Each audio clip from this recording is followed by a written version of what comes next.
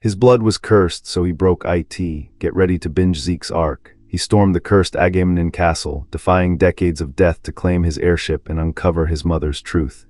Now, crowned a genius, he enters the Draker tournament with the Empire's hunters closing in. It's time. The strongest guy on the continent just got handed a tournament he cannot win. Not because he's weak, because being strong suddenly stopped mattering. That's the whole chapter, and it's the best kind of trap.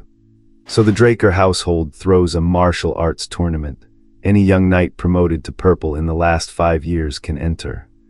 Officially, it's a friendly little bracket. Actually, it's a draft to pick who leads the continent next generation. No pressure. The head of household says win it. Zeke doesn't even blink. As you wish, I'll win the Draker martial arts tournament. Confidence he hasn't earned yet, but sure. Then the patriarch goes, oh, and I got you a graduation gift. A metal plaque, some documents. It's a deed to a territory. He's handing this kid actual land. And it's the north of the Duchy of Troy, the exact spot where he just hunted the demonic beast. Clear the dungeon, keep the dungeon. The background whispers tell you how insane this is. In the Draker house, you're supposed to be a senior knight to get land. Zeke just became a formal knight. This skips about 6 rungs. Hold on to that. Why is the head of household this generous to a boy nobody's supposed to favor? It matters in a minute. Then his old master shows up. Duke, disciple, it's been a while. Turns out Duke retired 10 years ago, came here to relax, and Arthur immediately put him to work. 10 years off, and he's already complaining. His master plan: grab Zeke and bolt home before the leeches. The paperwork people catch him. Legendary knight sprinting from admin. Back home, he's a whole new man. Now I feel like I can live again. The strongest guys are always the laziest. He asks why Arthur summoned him. Figures it's just a graduation congrats, a sword, maybe some armor. Zeke says a territory. Duke, half asleep. Yeah, territory's good. 2 full seconds later it finally lands. W, what did you receive? There it is. Once it registers, he's genuinely impressed. Land at your age. Even Northern Troy pulls decent taxes. Arthur must be thrilled with you. And here's where the whole episode turns. Because Zeke drops the other thing he was told to win the tournament, and Duke's entire face changes. By skill alone, you'd win easy. Then the pause, if it were decided by skill, that pause is the whole problem. Have you ever actually seen this tournament? Zeke hasn't. All he knows is it runs once every 5 years. Then Duke says the line, it's not a tournament, it's a battlefield between families, cosplaying as a competition. Zeke asks if it's corrupt. Duke says no, the opposite. It's a place where the word corruption doesn't even exist. Every force you can drag in is fair game, and the winner is decided, including all of it. So this is the thing I keep coming back to. Strength was never the gate here. So the man who trained a monster looks him dead in the eye. Without a sponsoring family, you will never win this. From the guy who watched him solo, a continent-level threat. And here's the knife twist. Duke admits he's useless at politics too. He'll call the families he knows, but he's basically a sword with legs. Zeke's stuck. Isn't there a way? And right on cue, Decker, young master, I have something important. Decker heard everything, then he shows him something, and the servant is a blue knight. The quiet guy pouring the tea is high tier the whole time. And of course Zeke goes, yeah, clocked that ages ago. Never says a word until it's useful. Same energy all series.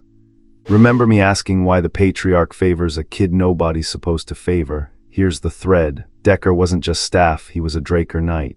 The one who protected Zeke's mother. Called it. Then the real bomb. Why does nobody in the Draker house even talk about the madam, Zeke's mother? There's a reason her name never comes up. Because she came from the house of Agamemnon. Drop a name like that at the very last panel and just leave. Rude. So here's my read. The sponsoring family Zeke needs isn't a favor he has to beg for. It's his mother's side, the Agamemnon line, and Decker is the key that unlocks it. This whole battlefield of families becomes a board he already owns pieces on. But the tournament arc turns on his bloodline, not his sword. Tell me I'm wrong in the comments. Zeke's mom came from a family that used to outrank the strongest house in the empire, and it's so cursed an entire city goes dead silent the second you say its name. This chapter isn't a fight, it's a power reveal, and the power is a bloodline everyone's terrified of. So Decker finally explains why nobody in the Draker house talks about the madam. It's not shame, it's not scandal, it's the family she married in from. the house of Agamemnon.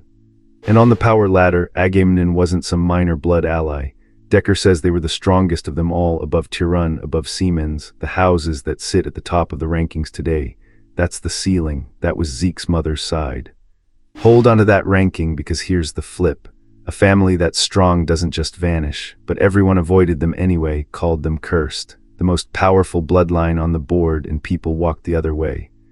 The curse itself is genuinely grim.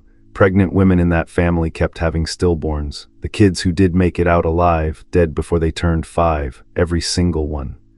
Everyone except one, Zeke's mother, the only Agamemnon who was born and actually grew up, so the survivor of a bloodline curse produced him. Yeah, tuck that away too.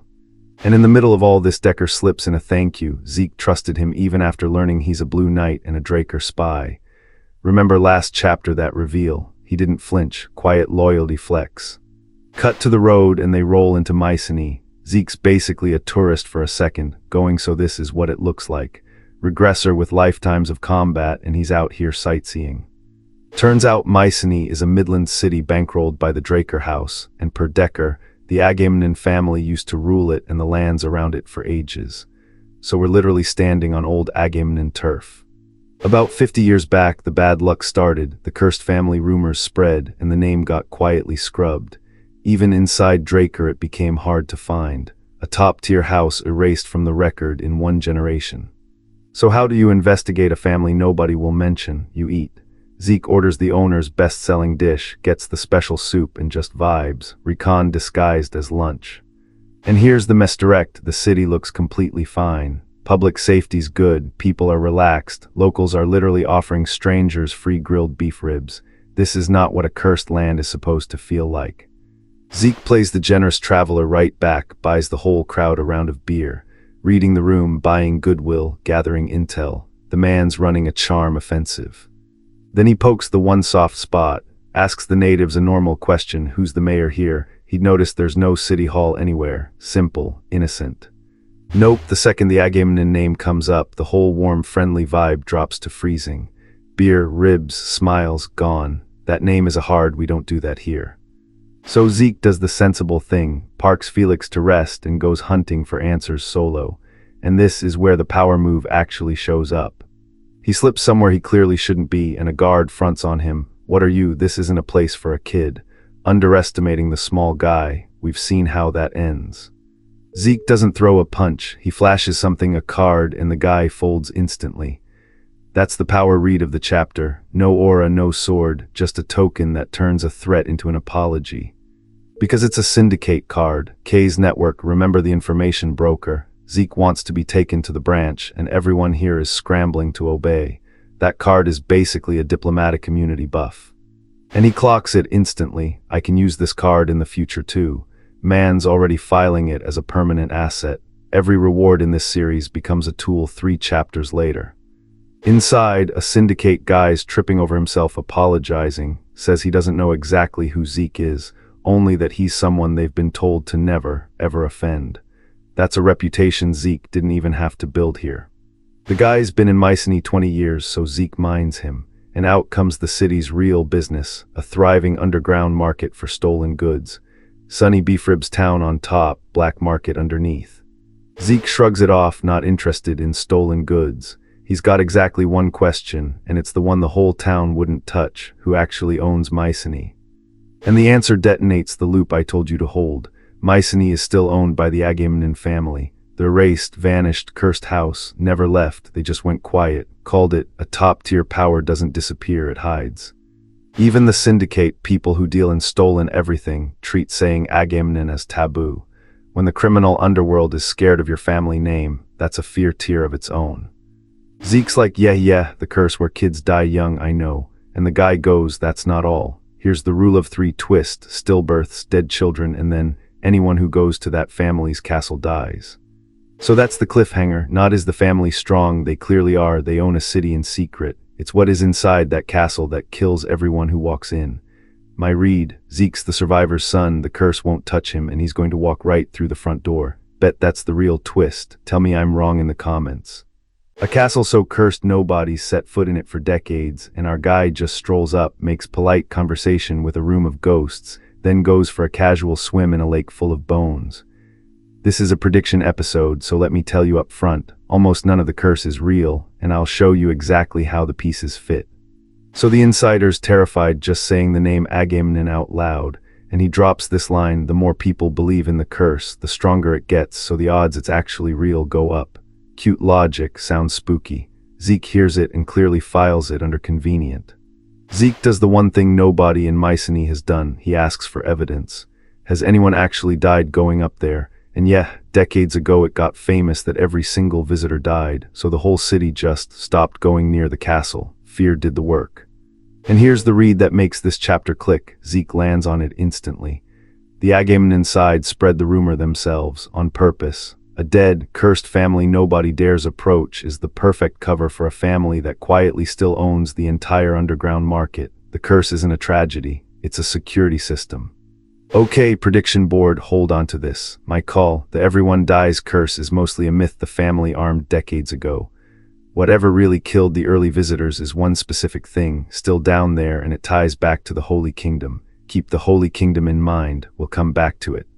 Felix, his new squire, grandson of that excommunicated paladin, is doing the horror movie thing. Master, are you really going to investigate this creepy, ominous place? And Zeke, deadpan as always, just tells him to go back home. Bold to say that to the one guy whose whole family bleeds Holy Kingdom. Instead of sneaking in like a sensible person, Zeke announces himself. Full title: a pureblood awakened of House Draker, a blue-ranked formal knight of the continent, has arrived at the Agamemnon family. No stealth, no subtlety. He wants them to know exactly who's knocking. The name lands. Zeke Draker, somebody or something, is very aware of who just showed up, and he cuts straight to it. I want to meet the head of the Agamemnon family. Man walked into a haunted ghost town castle and asked for the manager. And the castle answers, please go inside. No greeter, no living host, just an invitation from the dark. If you needed proof, there's something in there aware enough to open a door for you, that's it. My prediction meter just ticked up. Inside, the place is ancient, at least 1,000 years old, and I want you to sit with that number because a family that's been dead and cursed for decades living in a castle that stood for a millennium. The timelines don't match. Something here is way older than the rumor. Then Felix loses it there, ghosts, and not just one, a whole room of them. Now this is where a normal protagonist panics. Zeke's heartbeat does not move. He's regressed, he's eaten a continent-level monster. A few spirits are not the scary part of his week. He clocks the old man sitting in the middle as the head and does the most Zeke thing possible. He bows and formally greets the elders of House Agamemnon, rulers of Mycenae, not a scream, a greeting card. Then he plays his one real card. As direct bloodline, he asks them for something. The ghosts aren't chatty, so Zeke reads the room instead, literally. He spots a painting on the wall and has Felix shine the lamp. This is the pivot of the whole chapter. He stops treating the curse as magic and starts treating it as a puzzle someone left behind on purpose. 2 paintings, 1 a crowd coughing up blood and dying, 2 bodies being dumped near a lake. So now the curse has a shape. This reads like a plague and a mass grave. Not a supernatural death sentence, an outbreak and a cleanup. Predictable if you were paying attention to that 1,000-year clock. The head finally speaks, and it's pure fractured ghost rambling. Symbol, gone, cursed, no right to inherit, everyone dies, sounds like nonsense. It is not nonsense. It's a dying man's clue rattled off in the wrong order. Felix takes it dead literally, so the symbol's gone, meaning there's no right to inherit, and Zeke just gives him this look. Rule of 3 of bad guesses, and Felix is all 3. That's not what it means, buddy. Zeke connects the 2 things nobody else did, the family's symbol and the lake, and he asks the actual right question. Did the family symbol sink to the bottom of that lake? That's the whole chapter in one sentence. The curse is a treasure map with the pin ripped out. So of course the next line is guide me to that lake. No hesitation, no dramatic build-up. He got his answer from a ghost and immediately turned it into a to-do list. This man treats haunted revelations like errands. The lake is enormous and murky. Felix even points out you could never find anything in there, which normally ends the search. But Zeke's not searching blind. Remember, he saw a second detail in that painting that everyone else would skim right past. The painting showed a person jumping into the lake holding something. That's the pin on the map, so Zeke, being Zeke, already bought Whale's Breath, an item that lets you breathe underwater before he even got here. He didn't come to investigate, he came prepared to dive. He tells Felix to wait on shore and drops into the water. And I love that he leaves the Holy Kingdom kid up top, because my prediction, whatever's at the bottom, is going to be Felix's business more than anyone's. Told you to hold onto the Holy Kingdom. Almost there. Underwater, the painting stops being a metaphor, a massive pile of bones. The bodies by the lake image was literal. This is the mass grave, right where the curse promised. Decades of visitors, or maybe centuries. So the family didn't just spread a rumor, they buried the proof under the water. And in the center of the bones, on a finely crafted pedestal, sits a pattern, and here's the payoff I promised. It resembles the emblem of the Holy Kingdom. Called it. The thread runs straight through Felix's excommunicated arch-paladin grandfather. This cursed Agamemnon lake is tangled up with the Holy Kingdom. That's not a coincidence, that's the arc. Then the water starts to vibrate. Zeke, the guy who doesn't flinch at a whole hall of ghosts, actually goes, "What is this?" And when Zeke's composure cracks, you should feel it because it takes a lot. Something down here is on his level. And there it is, a species corrupted by polluted energy. Not a ghost, not a curse, a living monster, twisted by the same corruption we've seen tied to the Empire's human experiment program and that Gagak he devoured. This is what actually killed everyone. The real security system, finally awake. So here's my full prediction. The symbol on that pedestal is the real Agamemnon heirloom, guarded by a corrupted beast the family sealed here, and the Holy Kingdom emblem means his mother's cursed house and Felix's paladin blood are branches of the same buried secret. Zeke claims the symbol, clears the curse, and reactivates Agamemnon as his sponsor for that tournament. Bet the emblem is the twist. Tell me I'm wrong in the comments. Quick question, what do you do when the monster's too strong to kill? This guy doesn't kill it, he adopts it. He dove into that cursed lake of bones last chapter, and whatever was sleeping down there wakes up swinging. Something ancient's down there and Zeke clocks it instantly, no choice. And then I cannot stress how on brand this is. He floods the water, with more water. Field of water force deployed underwater. Bold strategy, cotton. The beast screams, the pressure spikes, and even our unbothered king admits this is too disadvantageous to fight, which, pull up chapter 74. Water was his win button against the Gagak. Down here it's biting back. And hold on to the word the system keeps throwing, corrupted. Then the classic, "Oh wait, I had that the whole time" energy kicks in. He exhales, says all right then, and just resets the entire fight on his terms. No panic, no monologue. The composure on this man is genuinely rude. Dragon Slayer Art, True Dragon Sword Form, Chapter 8, Section 1, Dragon Scale. He pulls the family sword art out underwater like it's a party trick, that regression cheat carrying the way it always does. System pops, he's drawn fear from the ancient dragon species corrupted by polluted energy. There's that word again. Now, genre rules say kill the corrupted beast, loot it, walk away. He literally did that in 74, so obviously watch him not do that here. Because unique authority, dragon domination, lights up. Will you subjugate the target dragon species? Zeke, deadpan. This one can also be subjugated. Pureblood Draker perk. Turns out being dragon royalty means the dragons file their paperwork under you. His full risk assessment for binding a corrupted ancient monster to his soul. Well, it's better than not doing it. That's the whole board meeting. Man's about to tame a dragon on pure vibes and a coin flip. You have subjugated the ancient dragon species, called it. Chapter 74, he ate the Gagak for stealth rank, establish. Here he could have eaten this one too, reinforce. Instead he keeps it as a pet. That's the rule of 3, and the third one's a pet dragon. And here's the part that actually got me. Purifying it restores its former divinity. The thing that was clearly a monster now looks sacred. Told you the word corrupted mattered. The demonic energy was just a costume. Underneath was something holy the entire time. Then the single most Pokemon prompt in Manhwa history. Will you give a name to the subjugated dragon species? Zeke checks the minimap, sees the lakes called Wahul, and goes, Nahul. He named his legendary divine beast after the parking lot he found it in. Spirit Beast Nahul obtained. One tiny catch buried in the fine print. It can only be summoned where there's water. So he's walking away with a legendary dragon that comes with terms and conditions. Keep a bucket on you, king.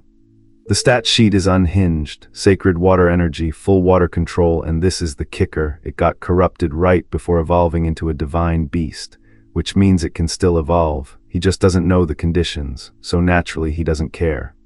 His plan for those unknown evolution conditions, it'll grow later, peak parenting. Then take care of me from now on, Nahul, and I'll be honest, the cool guy mask cracked a little there. He likes it. He's not gonna admit it, but the man is attached. Meanwhile, cut to Felix on the shore doing the loyal squire thing. It's been a while, the water's murky, is he even okay? Poor guy's been babysitting a lake since chapter 78 while his master went dragon shopping downstairs. Then Zeke surfaces with a flat "I kept you waiting, Felix." Bro left to grab a breath potion and came back with a divine pet dragon. The complete lack of buildup is the funniest part of the whole scene. Felix reasonably, "Master, what is that?" And Zeke, flat as a pancake, "Demonic beast that was in the lake, now that the curse is lifted, it looks like this." Explaining a glowing sacred dragon like it's a shelter dog he impulse adopted.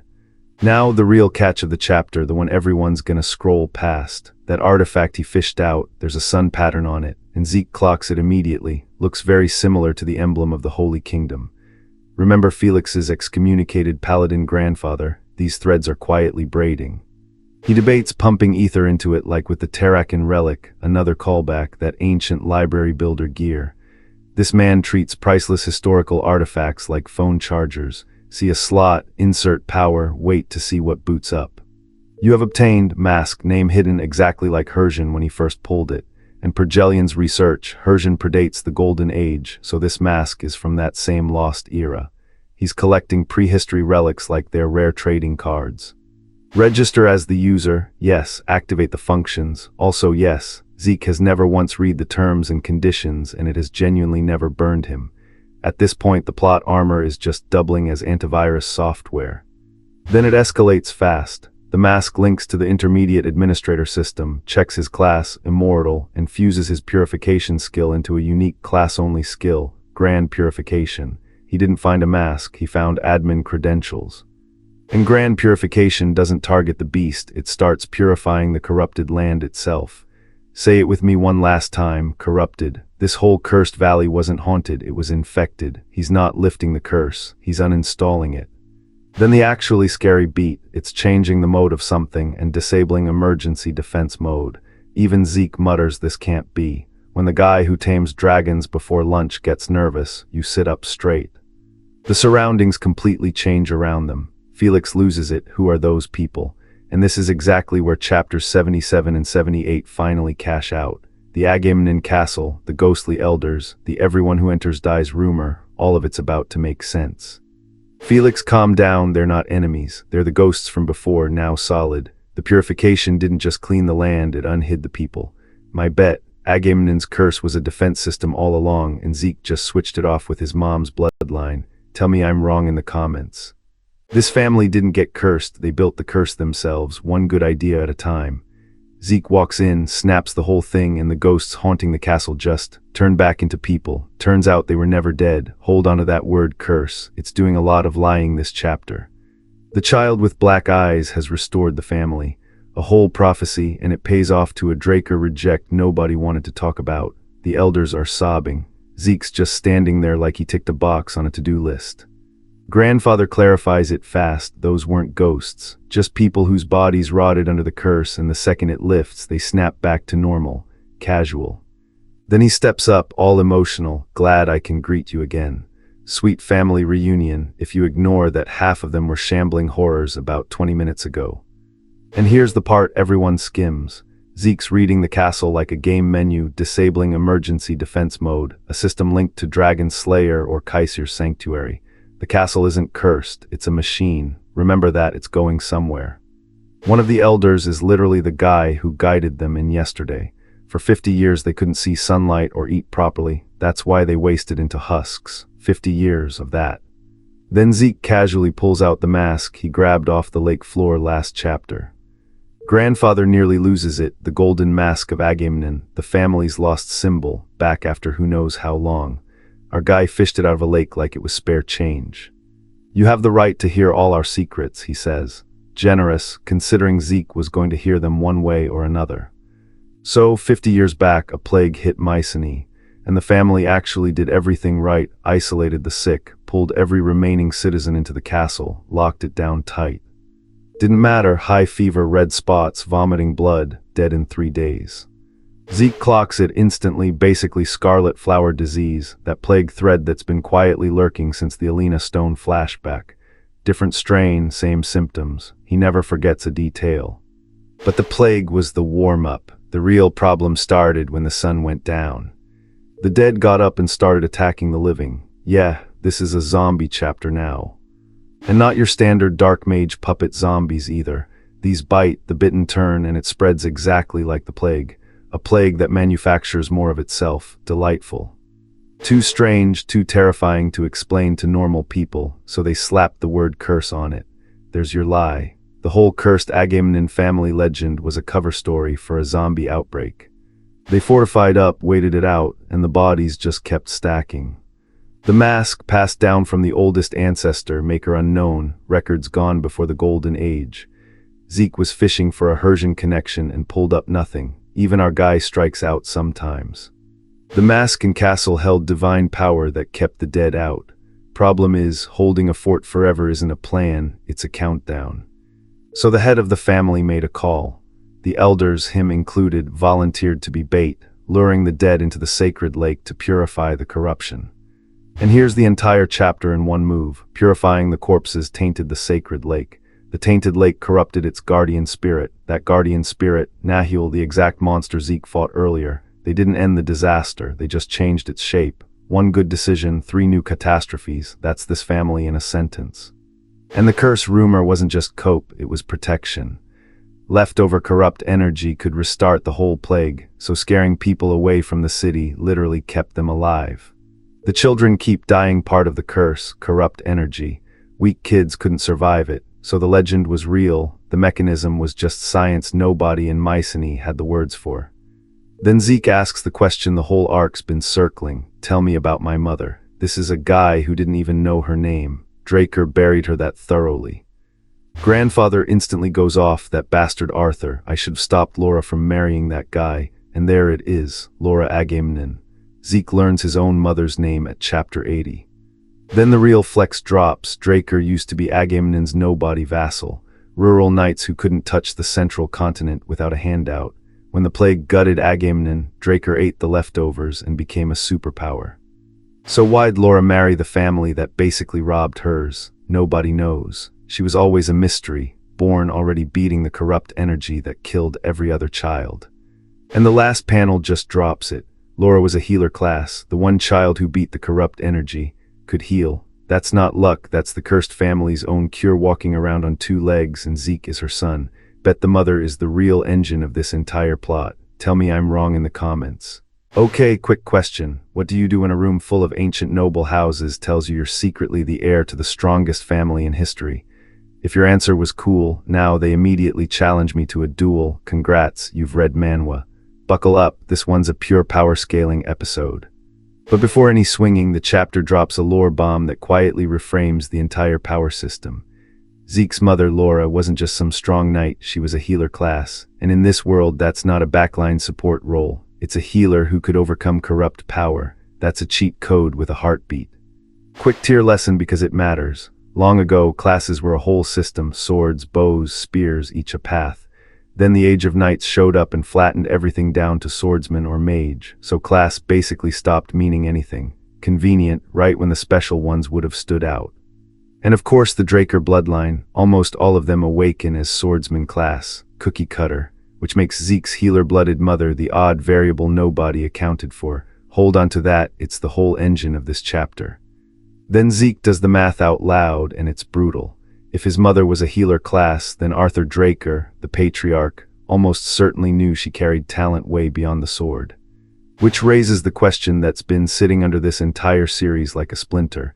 If Arthur knew Zeke's bloodline was this valuable, why did Arthur expel him from the family in his previous life? That's not a plot hole. That's a landmine, keep it in your pocket. Grandfather fills in the gaps. The Agamemnon family didn't just occasionally make healers. The head of the family was always born with healer talent. That's the throne requirement, so Laura wasn't a fluke, she was the line. And here's where it gets sad, then interesting.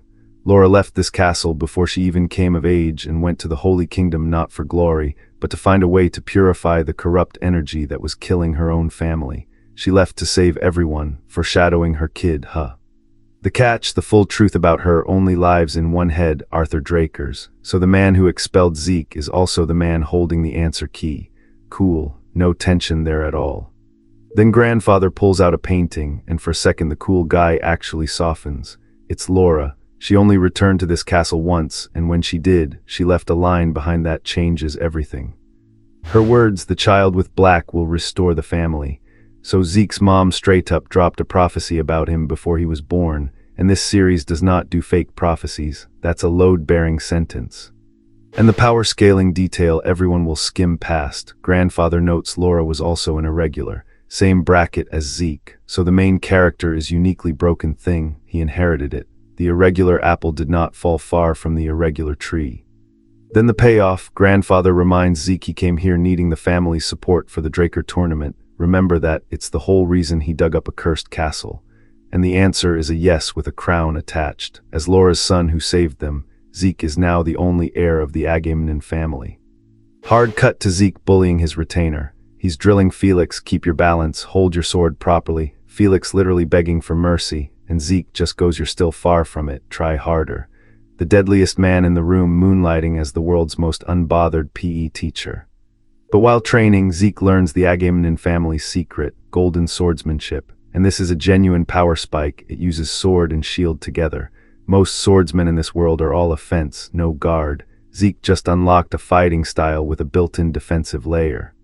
And the connective tissue catch, golden swordsmanship has clear similarities to the paladin inherited swordsmanship, which is Felix's whole lineage, the excommunicated paladin bloodline. So Zeke's family art and his squire's family art rhyme. That's not a coincidence, that's a setup 2 arcs deep. Then the gear check, Zeke activated Hershin and equipped Bahamut onto Galen's shield, and says it felt extremely stable running the golden swordsmanship. In power terms, he's stacking a legendary relic and a named force onto the perfect delivery system. The build is coming together. One asterisk though, because of those Empire bastards, he still can't use Hershin properly, and he wants to find the blacksmith Galen to modify it. So the strongest tool in his kit is currently running at partial power. File that under this gets scary once he fixes it. Meanwhile, grandfather's out here drowning in paperwork, complaining ahead of household's day one back on the job is a migraine. Relatable, he suggests a walk. Even ancient blue-tier elders hate admin. On the walk, the logistics reveal. All that time the family was cursed and shut away. Grandfather kept Mycenae running through reliable outside agents, making decisions inside and shipping them by letter. Which means the dead Agamemnon never actually let go of the city. Slick. And he wasn't alone. Grandfather guarded Mycenae with 3 subordinate families bound by a deep oath, the vassals. So the Agamemnon power structure isn't one castle, it's a whole hidden network that never disbanded. The strongest house in history was just on standby. But there's the tax on that crown. To become the official heir, Zeke has to be recognized by those vassals too. Remember I told you to hold onto the whole needs family support thread. Here comes the invoice. So Zeke, never small, invite all the heads of every family connected to Agamemnon to the castle. Not a quiet meeting, a full summit. When you're planning to be the strongest, you don't RSVP, you host. The families arrive and they are shook. The castle's returned to its original form, and the whisper going around is, has the curse actually been lifted? Remember, for decades these people believed anyone who entered here died. Now the lights are on and the host is smiling. Grandfather makes it official to the room. The Agamemnon family is freed from the curse and fully returned, and on this occasion he'll introduce the heir. You can feel the whole hall hold its breath. This is the flex chapter and everyone knows it. Then the reveal, and they lay it on thick. The youngest blue knight on the continent, the genius who graduated Valhalla in the shortest time ever, introduced here as Rufus Agamemnon. New name, new house, same monster. On a power chart, he just walked in above almost everyone in the room. But one old vassal isn't just gonna clap.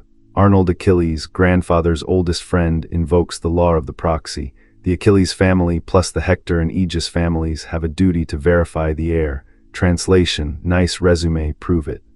And how do noble houses verify a blue knight prodigy? Obviously, a knight duel. So the reward for saving an entire dynasty is okay, now fight us. My read, this is exactly the on-ramp Zeke needed to show the Draker tournament crowd what a blue knight with golden swordsmanship actually does, and these 3 vassals are about to be the demo.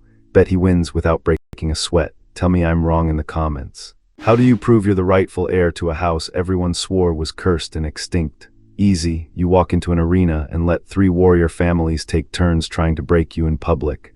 That's the entire chapter, and it's exactly as unhinged as it sounds. The crowd showed up expecting a historic night duel, and they're already buzzing before a single sword's been drawn. The reason they're losing it: a 17-year-old named Zeke Draker signed up as a challenger, the same kid who just got named heir to the dead Agamemnon house last chapter. And here's the detail everyone's about to conveniently forget: he's not even at full power. He's in temporary armor Agamemnon prepared, and he flat out can't use Hersion in this setting. Hold on to that, because it matters in about 90 seconds. He's clearing this entire gauntlet handicapped. First challenger up, the Hector family's self-proclaimed great warrior, here to personally test whether this kid deserves the Agamemnon name. And this is the read a plain recap skips. This isn't a tournament for glory. These are the 3 oath-bound vassal families from last chapter, quietly deciding whether they'll actually bow to him. Come, heir of Agamemnon, show me everything you can. Big words, real name, a more iconic last request energy. My guy, you may want to workshop that. He does not, in fact, get to see everything. Zeke drops him almost instantly, and the whole arena is stuck on the same thought: our great warrior fell this quickly. One family in, one family down, establish. Family number 2, the Aegis warrior, taps in immediately, promising to show our family's strength. You can feel the pattern forming here: proud house, big talk, confident walkout toward a kid who just folded the last guy like laundry. Reinforce. And somewhere in the middle of getting handled, the room finally clocks the detail that reframes the whole thing. Zeke Draker is only 17 years old. The murmurs shift from confident to nervous real fast. Unbelievable power at that age, they whisper. And sure, but you and I both know it isn't raw teenage talent. It's a full-grown lifetime of regressed combat memory crammed into a kid's body. That's not a prodigy. That's a cheat code with a birth certificate. Aegis folds 2 down, and the announcer drops the line that tells you where this is going. Now only one remains. Establish, reinforce, and you already know the third one's built different. Because the final warrior isn't a family mascot. It's feral Achilles, reigning champion of the traditional duel league and current Central Region champ. The actual best duelist in the room, and he's the last gate standing between Zeke and full recognition. And watch the body language. The first 2 strutted. This one bows. Nice to meet you, Sir Zeke Draker. Genre rule of thumb: the polite one is always the problem. Manners on a champion means he doesn't need to posture. Farrell reads him within seconds, definitely different from the previous 2, mental discipline deep, does not waver. Translation from champion speak: this man can smell that Zeke has done this exact thing 100 times before. He's half right and doesn't know how right. In that case, let's see your skills. And for the first time in the whole chapter, Zeke finally has an opponent worth using both hands for. 2 families were a warm-up. This is the actual exam, and both of them know it. Mid-fight, the champion's own verdict says everything. The basics are rock solid, and there's a ton of real combat experience behind them. He's describing a battle-hardened veteran and staring at a 17-year-old. He's diagnosing a regressor in real time and has no idea. The crowd absolutely loses it because someone is standing evenly against the Central Region champion, trading blows toe-to-toe. And remember the borrowed armor and no Hersion. Yeah, told you that'd matter. He's doing this at a handicap and it's still even. Then the chapter sneaks in a gut punch. Someone tells him, Zeke, I trust you, and Zeke answers it like an oath. I will prove that you are the heir of our family. For half a panel, the deadpan cool mask slips and he actually means it. Okay, that one landed. Even as fatigue sets in, he does not waver. Just like the rumors, he's a monster. The whole crowd's terrified. Zeke, meanwhile, looks about as rattled as a man waiting for a bus. So Farrell does the honorable champion move and commits to ending it in one shot. Full Achilles-style shield and spear technique, ultimate charge, everything he's got loaded into one decisive strike. It's the correct call against anyone else alive. Respect the confidence.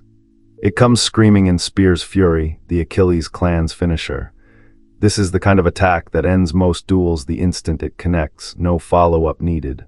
And Zeke's response, cold as ever: good, now you finally show this. He wasn't just surviving the fight, he was waiting for the real strike so he'd finally have something worth countering. He baited the champion into going all in. And the counter is last chapter's setup, paying off on cue: the Agamemnon golden swordsmanship. Ultimate counter, majesty sword, no Hersion, borrowed armor, running on fumes, and he pulls his dead family's ancestral technique out at the exact right moment. The two ultimates slam together and cut to black, naturally. They clash the single most important blow of the arc and end the chapter mid-swing. Cliffhanger criminals, every one of them. Okay, prediction time, that's the whole assignment today. Zeke wins this, that was never the real question. Here's the actual forecast. Feral Achilles does not just lose and disappear. The polite champion who bows and tests you is textbook retainer material. It happened with Felix, remember? I'm calling it Feral bends the knee and joins Zeke within a couple chapters. And zoom out, because 3 vassals bowing is only step 1. The thread that actually matters is still Arthur Draker. Why did he expel this exact bloodline in Zeke's last life? My read. Arthur knew precisely what the Agamemnon line was worth and buried Zeke on purpose to keep it. So here's where I plant my flag. Zeke walks out recognized heir, Feral becomes his, and that suppressed Hersian, courtesy of those Empire bastards, is the next arc's real fight. Bet the champion's kneeling before it's over. Tell me I'm wrong in the comments. The kid who got expelled from his own family just made 3 noble houses bow to him, and honestly, that's the boring half of this chapter. Because the fight everyone's been waiting on since last time, it ends in the most anticlimactic way possible. It ends in a tie. Last chapter left us mid-swing, 2 ultimates colliding, screen cut to black, peak Manhwa cliffhanger, and the payoff is both shields explode, nobody drops, and the crowd just collectively decides it's too good a match to pick a loser. That's it, that's the resolution. But here's what makes it land. This is the guy who, in his last life, got kicked out of the Draker family and died a nobody. Now the Achilles family, reigning champion's house, publicly recognizes his claim as heir. Then Hector, then Aegis, all 3 oath-bound vassals in a row. Remember chapter 81, when Grandpa told him he had to be recognized by 3 vassal families to actually be heir? He just cleared all 3 by not losing one fight. And keep that word recognized in your head, because the whole back half of this chapter is Zeke learning that recognition and actually winning are very different problems. Then the champ himself walks up and does something rivals in this genre never do. Feral bows and says the loss was his. Not good match, friend. He flat out admits that attack earlier could have broken his shield and counterattacked, and Zeke chose not to. The champion just told the whole arena he got carried. And Zeke's internal reaction is the funniest part. He's just thinking, didn't expect him to notice that. No gloating. Guy fought the league champion to a standstill while handicapped, no Hersian, borrowed armor, and his takeaway is mild surprise the other man's perceptive. Felix, meanwhile, is losing his entire mind. A draw with the league champion, bouncing off the walls, and Zeke, deadpan as ever, goes, don't make a fuss, Feral held back, which okay, we knew that, but then he drops the detail that reframes the whole fight. The Achilles family is famous for spears, not swords, spears, and Feral, a spear master, fought Zeke with a sword the entire time for the sake of honor to meet him on even footing, so the draw wasn't 2 equals, it was the champion tying one hand behind his back and still only managing a tie. And that's not even the part that got me, because Feral doesn't leave it there. He shows up at Zeke's door that night. The rival turned respectful opponent asking for a favor. You expect maybe a rematch request, a let's spar sometime. Nope, he asks to help Zeke prepare for the Draker martial arts tournament. The champion is volunteering to be his corner man. And here's the callback that pays off a loop from way back. Chapter 76, Duke told Zeke this tournament can't be won by skill alone, you need a sponsoring family or you're finished. Feral now explains exactly why, and it's genuinely nasty. Every round, the type of match and the rules can change on the spot, and who decides those rules? A prep committee made up of the most powerful families on the central continent, who rigged the format to favor whichever candidate they're backing. It's not a tournament, it's a bought election with swords. His example, one past tournament had the rule no aura allowed during the match. Imagine training your whole life around your aura and showing up to be told, oh, we banned your entire power set this round. Good luck. That's the level of gaslighting we're working with. And Zeke, the regressor, the guy who supposedly knows the future, admits he has no idea about any of this. Because in his past life he got expelled from the family before he ever got a shot at the tournament. His cheat power has a blind spot, and it's exactly where he needs it most. Which is the smart subversion here. Usually the reincarnator wins because he's seen the ending. This time he's flying blind into the one arena he never reached, so all that future knowledge is useless, and he actually needs allies. That's why Duke's warning suddenly clicks for him. So now the trust question. Farrell's begging to help, and Zeke's internal wall goes up immediately. In my past life, so many people betrayed me exactly like this. You feel the scar tissue, and then in one beat he just goes, no, I'll trust him, no agonizing, character development speedrun. Deal sealed, but Farrell's got one condition. 1 month before the tournament, there's someone Zeke absolutely must recruit, an influential noble whose backing can tip the whole thing, and her name is Catherine Graham, Lady of the Graham Ducal House. Cut to Zeke and Felix arriving in Panston's, one of the 3 major Midland cities. And Felix is doing tourist mode again, Naga, dwarves, birdfolk, all in one street. He's never seen a city this mixed. It's the Manhwa version of a kid at the airport pointing at every plane. And here's why Panston's matters. The Graham Ducal House owns it, and they control finance and real estate across the central continent, which makes them the perfect broker, the money and property arm every family in that rigged tournament has to go through. Recruit Graham, and you've got leverage over the people rigging the rules. One detail Zeke slides in that I want you to hold on to. The Grahams never do business at a loss. Ever. Sounds like a throwaway line about a rich family. It is not a throwaway line. Watch how he uses it. First attempt at meeting the Duchess, total wall. It's debutante season, she's slammed, no appointments. The classic, the important NPC is too busy for you gate, and Zeke's reaction is pique him, fine, I'll do it my way from here. So instead of pulling rank as the Agamemnon heir, he doesn't announce himself at all. He walks up to a Graham rep and quietly requests to meet the Duke. Reason: he's interested in investing in a mithril mine. Cold approach, business card energy, zero name drop. And this is where never do business at a loss pays off, because Zeke knows something they haven't advertised. The Grahams have spent 3 years exploring mithril veins with nothing to show, and their initial funds are nearly dry. He didn't come to buy a mine, he came to press on the exact bruise they're hiding. The rep tries to save face, we don't accept small investments, and Zeke deadpan slides the number across. 500,000 gold, to a family that's quietly broke. That's not an offer, that's a hook with the bait already swallowed. So in one chapter he closed a duel, became a recognized heir, gained the champion as an ally, learned the tournament's dirty secret, and walked into a duchy to buy his sponsor with a lie built on their own weakness. This kid weaponized a spreadsheet. Here's my read: Catherine Graham herself shows up next chapter, and that 500k pitch flips into her recruiting him, not the other way around, because the smartest move is making the broker think it was their idea. Bet that's the play. Tell me I'm wrong in the comments. Zeke cures a girl the whole continent wrote off as ruined, and he does it purely to close a business deal. That's the entire chapter, so hold on to it. Every single kind thing he does here comes with an invoice attached. This isn't a hero saving a princess. This is a 17-year-old running the coldest sales pitch in the kingdom. We open on a duke groveling, a man named Ambrian Graham, bowing and apologizing to a 17-year-old for the unforgivable crime of making him wait a few minutes. That sets the whole tone. Zeke's money already outranks this man's title. Turns out Zeke bankrolled Ambrian's investment, and now the Duke's tripping over himself, begging to set up more deals. Anything you'd like, sir. Zeke, completely unbothered, just passes. Not because he can't afford it, because he genuinely does not need to. He's got the Draker martial arts competition to win, so he politely explains he doesn't have the bandwidth to babysit a nobleman's stock portfolio right now. A teenager gently turning down a duke's money. This is the guy who got expelled from his own house, by the way.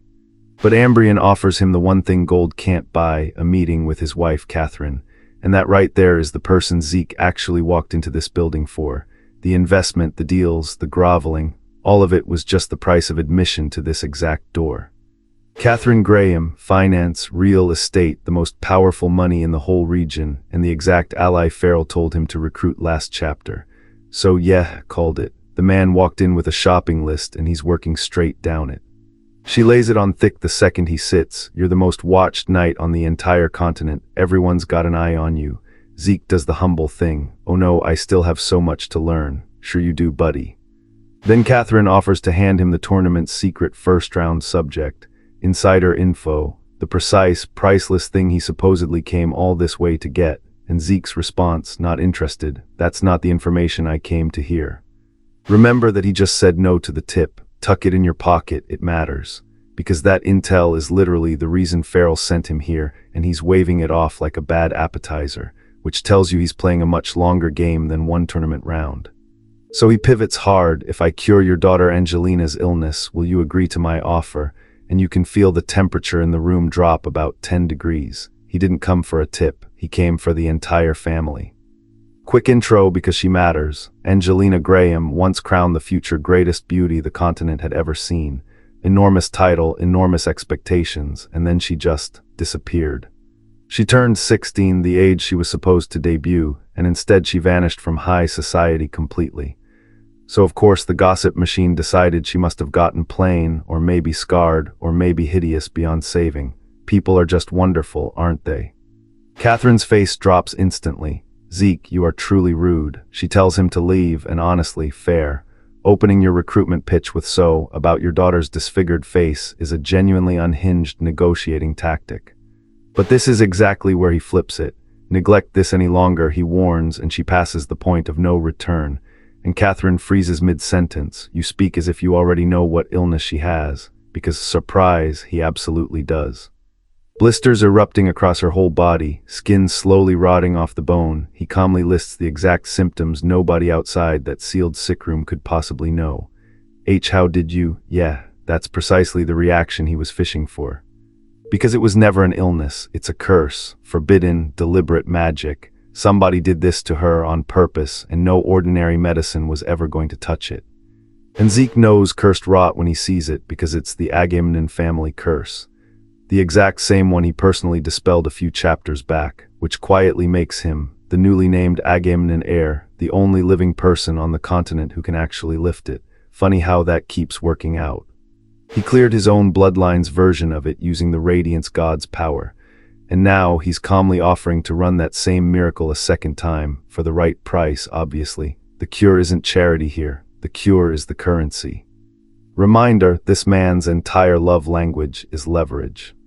And you watch it land on Catherine in real time. This isn't some con artist blowing smoke. This is the one man alive who's already solved the impossible version of her daughter's exact problem. In a single sentence, the rude teenager became the most important person she's ever met.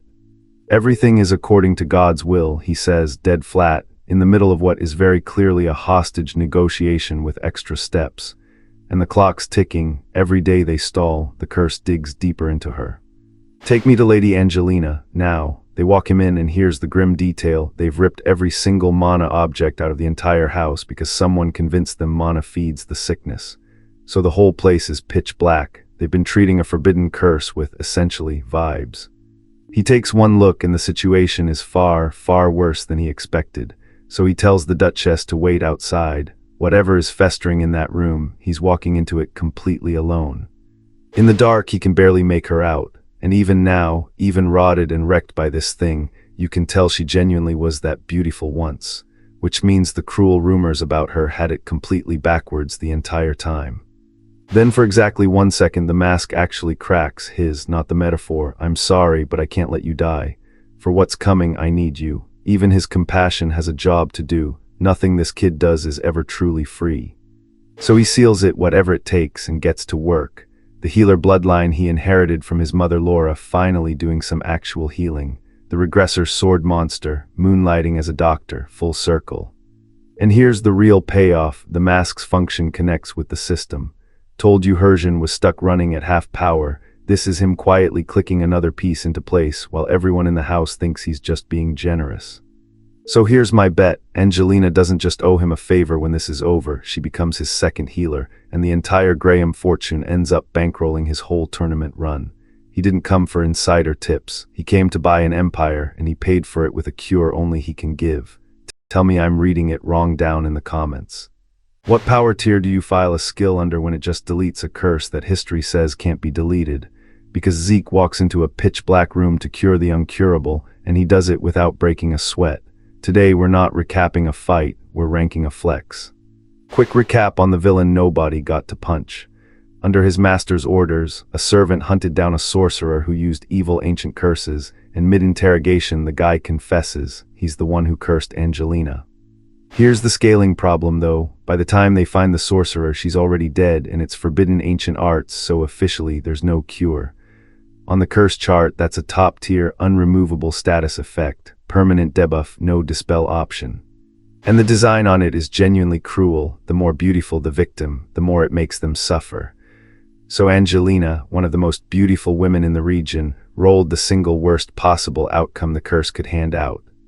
However, Zeke's got the mask, and its whole function is linking with the system. And that link unlocks something the story's been quietly saving: grand purification.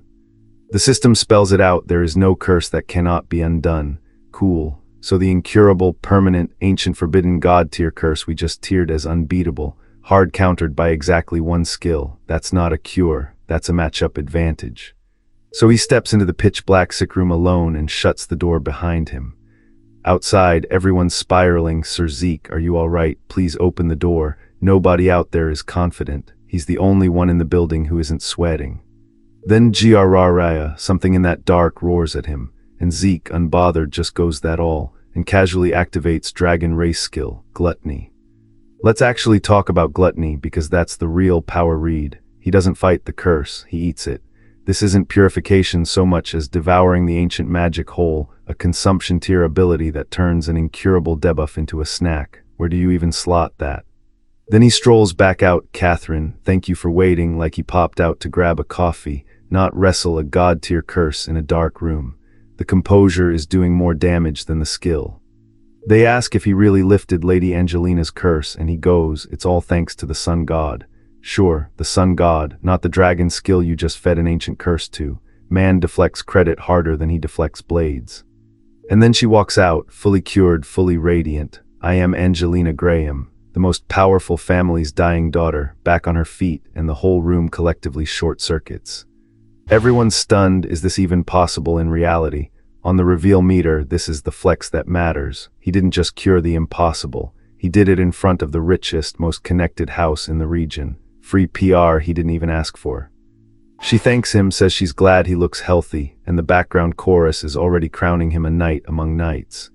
Meanwhile, Felix is in the corner going, Master, don't tell me you're, buddy, read the room, we all see it. Then Zeke, ever practical, basically asks, want me to go handle whoever cursed you? And Angelina just goes, I'm fine, it's already in the past. No revenge. Wait, what? A Manhwa noble turning down a revenge arc. Her reasoning: revenge only creates more, and then smooth as anything. More importantly, perhaps we could have tea together. Alone, ma'am, he cured you roughly 60 seconds ago. Give the man a minute. Felix, once again speaking for the entire audience. You almost died and you're being this casual. Honestly, the riz coming off her is scarier than the curse was. Different kind of top tier. Hard cut, we're back to tournament prep with Farrell, and the preliminary event drops. Spear throwing, that's it, just spear throwing. And Farrell's surprise isn't that it's hard, it's that it's normal. In a tournament where noble houses rig every single round, a plain, honest event is somehow the most suspicious thing on the board. Except it isn't normal, the distance is extreme, the target's placed beyond the mountain. You're throwing a spear over an entire mountain. Keep that mountain in your head, we're coming back to it. Because clearing that takes absurd strength and pinpoint accuracy at the same time. On paper, this event quietly filters out anyone who isn't a physical monster. It's a raw stat check cosplaying as a friendly warm-up. Farrell connects the dots. The Siemens family locked the votes first, and their whole house specializes in spears. They rigged the prelim around their own weapon. That's home field advantage written straight into the rulebook. And right on cue, somewhere a Siemens is already sneering, so that bastard brat's entering the tournament, huh? Villain introduced entirely off-screen through a smug voiceover. Efficient, noted for later. Meanwhile, the people who knew the event ahead of time, been practicing forever, probably already finished. So Zeke's walking in cold against houses who have trained for this one specific throw for weeks. So the guy who just ate a god-tier curse for breakfast looks around and deadpans. Shouldn't I practice like everyone else too? Told you the mountain would matter. My bet. He clears it on throw 1 and calls it beginner's luck. Tell me I'm wrong in the comments. Zeke takes his greenest, freshest follower and casually assigns him to beat the single strongest prodigy in the whole tournament, like it's a chore on a Tuesday. The entire chapter is prep, so let's treat it like a case file. I'm calling every twist before it lands. We open on the prelim, throwing a spear over an entire mountain. Yes, a whole mountain, and the Siemens family spear specialists rigged this event on purpose. So naturally, someone chucks a practice throw and goes so close, Master. Close to what orbit? Farrell's plan is simple: modify the spear beforehand so it flies under better conditions. Reasonable, lightweight, aerodynamic, built for distance. Smart guy. But Zeke immediately clocks the flaw: every other family will reach the exact same conclusion. So this stops being a spear throw and becomes a weapon crafting arms race. Whoever builds the better spear wins before anyone even lifts it. Remember that logic, it's the whole chapter. Then Zeke asks a favor and sketches out a spear shape so weird Farrell actually double takes. You really plan to modify it into that? Prediction 1, that's not a distance spear.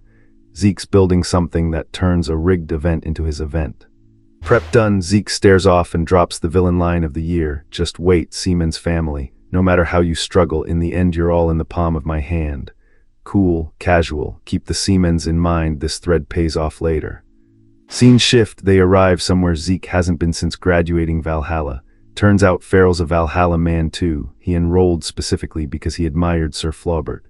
Little detail, but it quietly tells you Farrell picks his loyalties on respect, not power. File that away. And then Liam, the servant kid, is back, except now he's a purple knight. Passed his graduation exam clean. The nobody Zeke picked up is climbing fast, and I don't think that's an accident. Here's the tell: Liam got a recommendation to enter Valhalla alongside Riene, the elite track, and turned it down to serve Zeke sooner. He picked loyalty over the prestige school. That choice is about to get very, very tested. Quick cousin roundup, and it's a graveyard. Leon Conrad took an indefinite leave from the academy. The guy just gave up entirely. Owen Seaman skipped a grade, flex, then failed the graduation exam. And there's your Seaman's payoff. The family rigging the spear prelim can't even get their own prodigy across the finish line. Told you the Seaman's thread mattered. Rihanna Draker, meanwhile, graduates and heads to Valhalla like it's nothing. Patterns forming, some cousins crash, some coast, and the third one.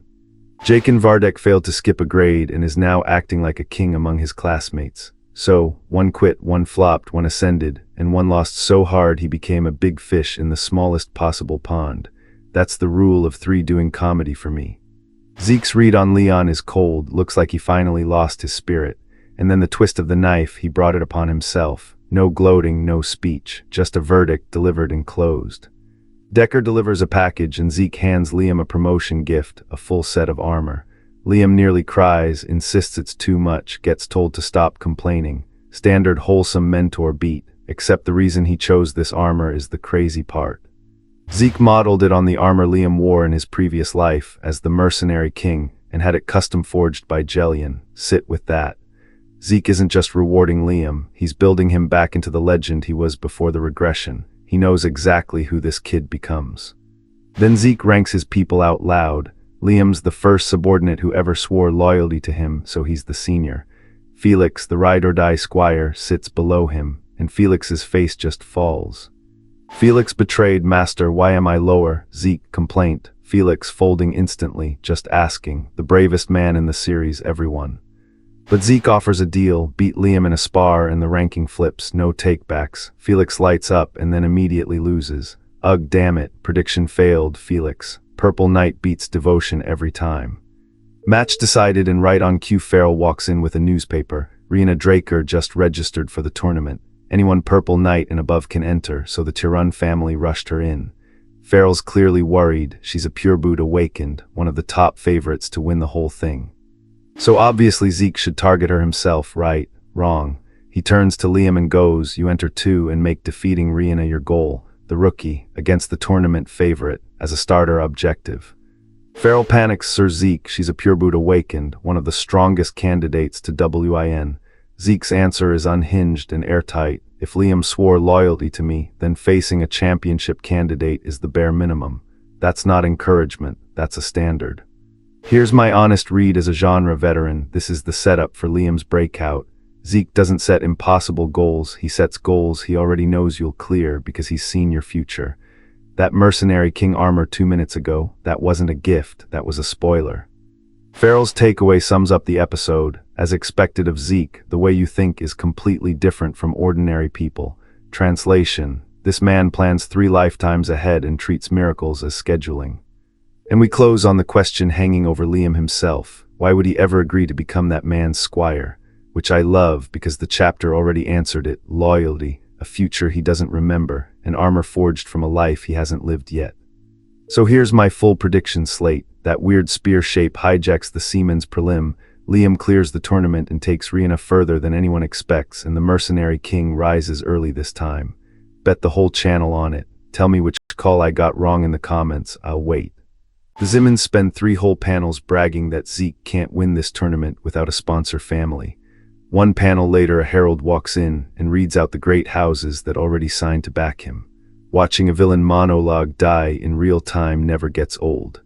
We open on the Zimmons cornering Rihanna, long time no see, and immediately announcing they've already won the martial arts competition. Oldest tournament arc move in the book, declare victory before a single event starts. Then someone tells them not to get cocky because he is entering too. You can feel the temperature drop. It's Zeke Draker, of course it's Zeke Draker, the guy who spent the last few chapters personally dismantling every rigged event these people set up. They call him a persistent bastard, which fair. He bribed their wrestling team off a tightrope 2 chapters ago. Persistent is the nicest word for it. But here's their whole cope. Sure, he's strong, but he can't do anything without a sponsor family. Victories theirs anyway. Hold on to that line, it ages like milk. Because the very next moment a herald announces the order of Sir Zeke Draker, heir of Agamemnon, backed by the Hector family, the Aegis family, and oh, the Grahams sent escort guards too. That's not one sponsor, that's 4. He didn't find a backer, he collected the whole set. Genre rule, the second a villain says you can't win without a sponsor, the story's about to hand the hero one, gift trapped. This chapter just skipped the wrapping. And this is the payoff of the 3 chapters you maybe skimmed. Curing Angelina Graham, recruiting Catherine, all of it was him quietly buying the exact alliances the Zimmons just swore he could never get. The room's reaction is basically Zeke Draker, just what, before the cut. Same energy as the rest of us, honestly. Then we meet the scarred knight Gareth Draker. He leads the Black Wolf Knights, one of Draker's 3 knight groups. File that name away. And here's the tell, Zeke only knows him because in his past life this guy fought the front line of the Third Continental War, meaning the regressor memory still works, for now. The prelim finally kicks off, grab your weapon of choice, step forward. Farrell clocks it instantly. The Zimmons refitted their weapons for spear throwing, all wrapped in fabric. The rumors were true, keep those fabric-wrapped spears in mind. Meanwhile, Liam finds out Zeke signed him up for this without asking, you didn't even consider my opinion. Which, callback to last chapter, this is just how Zeke operates now. He modified the spear, entered the roster, opinions optional. Then the twist that makes the fabric make sense. The prelim isn't a distance throw at all, it's how many iron plates you can pierce. The event is literally pierce it hard. And everyone else panics. We thought it was long distance throwing. They rigged the event for a spear throw and forgot to check what the event actually was. They stare at Zeke's weapon and ask, did you already know? The Zimmons don't even favor javelins. That's the whole point. He built the right tool before anyone announced the game. They lock in spear throwing as the prelim, and out steps the first contestant, Owen Zimmons. The same Owen who, per last chapter, failed his graduation exam. Great pick, boys. Owen struts out, promising to outperform everyone, then turns to Zeke. What do you think? Zeke flatly not confident at all. No build-up, no threat, just the single most deflating thing you can say to a guy mid-flex. Felix Balansha scores 3.5 plates, respectable. Then Liam Stone, the kid destined to become the mercenary king, quietly pierces 3, on a weapon he learned about 10 seconds ago. Rookie numbers for him. So the board's set, the Zimmons rigged a throw and accidentally hosted a piercing contest, while Zeke's crew walked in overprepared and oversponsored. My bet, the scores stay close just long enough to sell tension, then that weird spear punches through something absurd, and the victory is ours. Family loses on their own event. Tell me I'm wrong in the comments. Nobody wins this tournament with a sword, they win it with a bank account, a loophole, or a monster they never had to fight themselves. Chapter opens on a girl skewering 8 people at once, and somehow that's the least rigged thing in here. Let me show you. So she runs 8 guys through with a sword, not a spear. In a competition the spear families basically own. That's the flex. I'll use the wrong weapon and still outpierce your entire specialty. The crowd's doing the only reasonable thing, which is asking who on earth this is. Name's Aaron Sabrina, and the fun part, nobody's heard it before. In a world where every powerhouse has a family crest and a reputation 2 chapters deep, a total unknown just topped the leaderboard. That's not a rookie. That's someone who was hidden on purpose. Then the show pivots to lore, because of course it does. The Knight of Steel, Draker, turns out in Zeke's last life, when Carly Draker, the white gold knight, died to the pirate king down in the southern sea, the whole family fell apart. Before Abel muscled his way into Patriarch, the Drakers split into 2 factions, and sitting at the heart of one of them was Helen Draker. New name, but the way the panel lingers on her, this isn't a footnote, keep her filed away. Helen tried to stop Abel when he started raising a rebel army, built an entire barricade in the Duchy of Troy just to make her stand, and then, while fighting imperial forces, she died in combat. A traditional knight who went out swinging, good for her, bad for her side. Which raises the obvious question the chapter is quietly building toward: why is Zeke digging up a dead knight from his previous life right now, in the middle of a tournament? Traditional, fierce, principled. Sounds like exactly the kind of person you'd want on your side. Hold that thought. Cut back to Farrell, who's genuinely impressed, because Zeke read the Zimmons family like a menu, figured out they'd rig a stabbing event, prepped the right spear ahead of time, and got 3 of their own men into the main round off that read. Deadpan chess while everyone else is playing checkers. And now the main round, first event, is running. Yeah, a martial arts competition, and the opening challenge is a jog. Everyone's confused, Zeke included, until they drop the real name, the Draker family's survival running. That word survival is doing a lot of work. Because it's not a race where you cross the finish line and clock out. It's a course where you can get ambushed, jumped, or straight up brawled to a stop. First rule of survival running: you do not just run. And here's the thesis in one line: without a sponsor family backing you, you don't get eliminated. You get eliminated en masse, wiped in a pile with everyone else who's alone. It's a foot race on paper and a political purge in practice. Hold onto that sponsor detail. It pays off in about 90 seconds. So what does Zeke care about mid-tournament? Not the running. He wants to know one thing: which side Helen Draker is on. Is she aligned with Abel or with the Zimmons? He's not scouting opponents, he's mapping alliances. Told you she wasn't a footnote. Then a mystery girl gets pulled aside. Someone asks her, real casual, so how was seeing Zeke in person? And immediately follows with, you want to face him, right? When the setup is that eager, she's not a fan, she's being aimed at him. And her technique, dragon slaying arts, dragon scale pierce. She pulled it off in the prelims, and it was, quote, impressive. Which, connect the dots, a sword that pierces 8 at once, a dragon piercing art, a brand new name. That's Aaron Sabrina's whole gimmick clicking into place. But here's the line that got me. They compare hers to Zeke's and go, Zeke's dragon scale pierce was somewhat more wild, as if he could actually catch a dragon. My guy, he's fought Kronos, he devoured a curse with a dragon race skill. As if, buddy, he could. Her handlers give the order, keep testing him until you can acknowledge him. Then the classic soft villain sign off, I'm excited to see your potential. Every time someone says that in this genre, they're about to be extremely humbled. Rule holds. The event kicks off simple enough. Everyone ready, nothing special, just get to Atlas Summit within 48 hours. 48 hours to climb a mountain. See, when a Draker says nothing special, that's your cue to check the fine print. And someone clocks Zeke and says it out loud. It seems you don't know what survival running is, Zeke Draker. Ominous. For once the regressor is walking in blind. He was expelled before this tournament last life. No cheat sheet. This is genuinely new to him. But Zeke's got his own move. He tells someone to go to that cave. The response is basically what? What's even in the cave? He doesn't explain. He never explains. When Zeke sends you somewhere with 0 context, it's already 3 steps into a plan. You don't want to go, beat, I'll be back, cool, mysterious, walks off. We'll circle back to the cave later because I promise the man is not sightseeing. Meanwhile, the actual run begins and it's a frozen hellscape. Contestants clawing up the mountain, and the cold is so brutal it's piercing straight through their Arctic gear. Purpose-built survival gear, useless. That's not weather, that's a temperature that was arranged. And then Yetis, actual Yetis, and one runner points out the tell, these things almost never show themselves. So why now, why here, right on the course, right when the field is thinnest? That's not a random encounter table. Here's the payoff. Someone realizes it was weird that the Zimmons never attacked on the way up. And it clicks. They didn't attack because they didn't have to. They lured the Yetis into the path. Told you the sponsor thing mattered. The rich families don't fight you. They rent monsters to do it. That's the whole chapter. So that's the thread all the way through. 8-man skewers on mass eliminations, weaponized weather, imported yetis. Nobody in this bracket is winning with skill.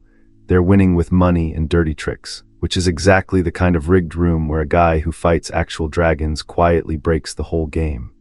My call, the cave Zeke pointed at, is his counter. He's about to turn the Zimon's Yeti trap into his own weapon, and Aaron Sabrina's the rival they've been building all chapter. Bet the you don't know survival running guy eats those words first. Tell me I'm wrong in the comments.